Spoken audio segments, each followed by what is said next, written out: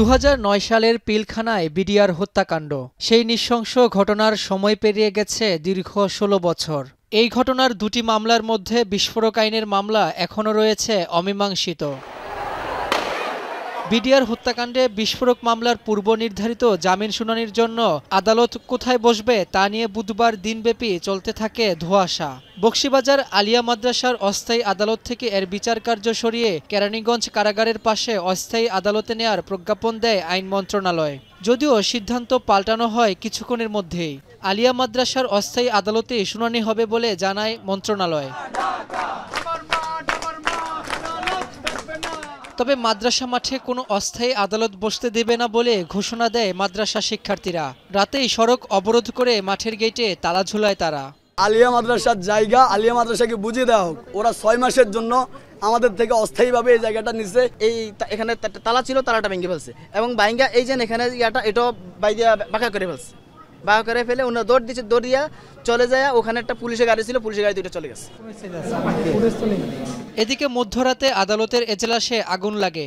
আদালতে প্রবেশ করলে দেখা যায় পুড়ে গেছে পুরো এজলাস কক্ষ। এতে আবারও অনিশ্চয়তার মুখে পড়ে এই মামলার বিচার কার্য। আদালতে এসে আসামিপক্ষের আইনজীবীরা বলেন, একটি ভুল রায়ের কারণে দীর্ঘ 16 বছর ধরে কারাগারে নির্যাতিত হচ্ছেন বিডিআর সদস্যরা। এবারও জামিন আটকে যাওয়ায় অনিশ্চিত হয়ে পড়েছে তাদের মুক্তি প্রক্রিয়া। আগের যে ভুল পদক্ষেপগুলো ছিল সেগুলো থেকে এই অভিযুক্ত এবং অনুপযুক্ত যারা আসামি আছেন, ভেতর আছেন, তাদেরকে বেল দেওয়ার একটি প্রক্রিয়া ছিল। আজকে ছিল সেই বেল দেওয়ার প্রক্রিয়ার একটি শুনানির দিন। দুঃখজনক হলো গত 24 ঘন্টায় এই মামলাটি কোথায় অনুষ্ঠিত হবে, আদালত কোথায় বসবে, তার জন্য সীমাহীন নাটকীয়তা আমরা দেখলাম। এদিকে সকাল 11টার পরপর পুড়ে যাওয়া এজলাস কক্ষ পরিদর্শন করেন বিস্ফোরক মামলা পরিচালনাকারী বিশেষ ট্রাইব্যুনাল 2 এর বিচারক মোহাম্মদ ইব্রাহিম মিয়া সহ রাষ্ট্রপক্ষের আইনজীবী।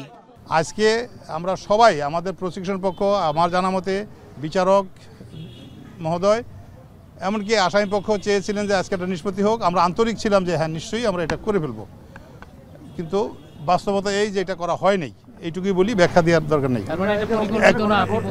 নিশ্চয়ই এটা অন্তত তারিখ শিফট করা বা এই হিয়ারিং না হওয়ার পিছনে কোনো পরিকল্পনা আমার জানা এবং বিশ্বাস মতে নাই।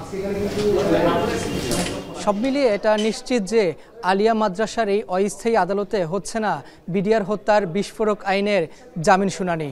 তবে কোথায় বসবে আদালত তা নিয়েও রয়েছে অনিশ্চয়তা।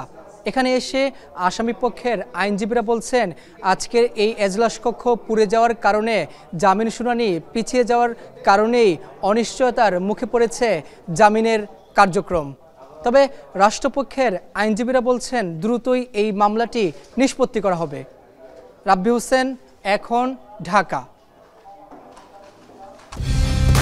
কালার এক্সপার্ট, জর্জ স্যাপ এবং মাইল্ড অন হ্যান্ডস টেকনোলজি সমৃদ্ধ অরিক্স ক্রিস্টাল ওয়াশ আপনার লন্ড্রি এক্সপার্ট।